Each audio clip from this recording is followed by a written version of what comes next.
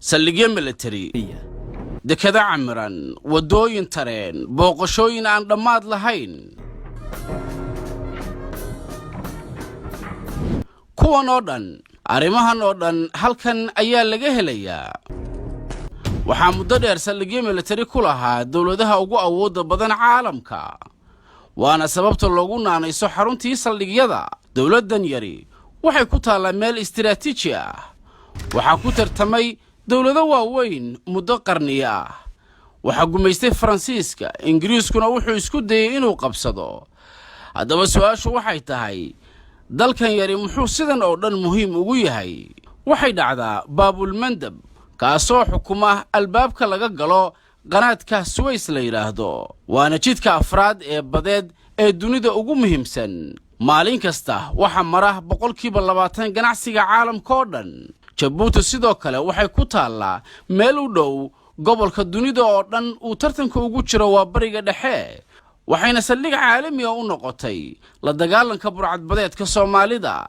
sanadii 2012 in ka badan 16 diyaaradood oo Mareykanku leeyahay ayaa ka haadayay saldhigga Mareykanka uu Djibouti ku leeyahay maalin kasta dawladda China ayaa Djibouti u dooratay inay ka dhigato saldhiggii military ee ugu horeeyay ee ay ka hirgeliso meel ka baxsan wadankeeda waxayna saldhiggaasi military keentay ciidamo ka badan 10,000 oo askari dalka Shiinaha Djibouti ahmiyad kale oo mustaqbalka ah ayuu u leeyahay wuxuuna ka dhiganayaa wadadii xiriirta ee China taasoo fududeynaysa gaarista China ee bariga Afrika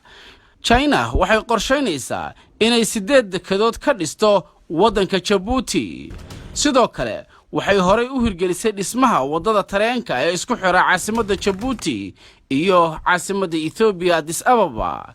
Djibouti waa wadan ammaankiisu aad u fiican yahay marka loo barbar dhigo wadamada ku wareegsan ee dariska la dawladda hadda ka jirta Djibouti waxa ay ka mira dhalisay iibgeynteedii ammaanka ka jira Djibouti dawladda Djibouti waxay dunida ka iibisay deganaanshaha ammaan ee Djibouti ka jira tusaale ahaan Shiinuhu 100 milyan oo euro ayuu sanadkii bixiyaa lacagtaasi waa kirada sanadlaha ee Shiinuhu ka bixiyo saldhigiisa uu Djibouti ku leeyahay sidoo kale Djibouti waxay dawladda Mareykanka kira ahaan uga qaadaa saldhigiisa uu ku leeyahay 70 milyan oo euro sanadii isku darka kirada Djibouti ay ka qaadato wadamada saldhigyada ku leh ayaa lagu qiyaasay 1.8 milyan oo dollar sanadkii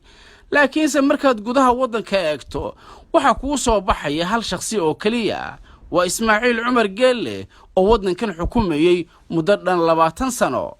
boqolkiiba 5 dadka Djibouti waxay ku nool yihiin khadka hooseeya faqriga halka boqolkiiba 40 ay la daaladhacayaan shaqo la'aan Bagamondo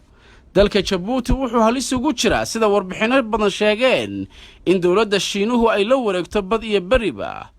oo ay noqoto Djibouti dal yar oo Shiinuhu ku leeyahay gobolkan Djibouti waxay kaalinta koowaad kaga jirtaa kontonka dal ee Shiinuhu uu ku leeyahay deynta ugu badan waxaana lacagta deyn ahaan Djibouti loogu leeyahay ay gaaraysaa billions dollar Djibouti waxa lagu qiyaasaa deynta China oo lagu daray deymaha kale ee dalalka dunidu ku leeyihiin haddii dadka u dhashay Djibouti loo qaybiyo in qof kasta oo Djiboutiana lagu leeyahay 30 milyan oo dollar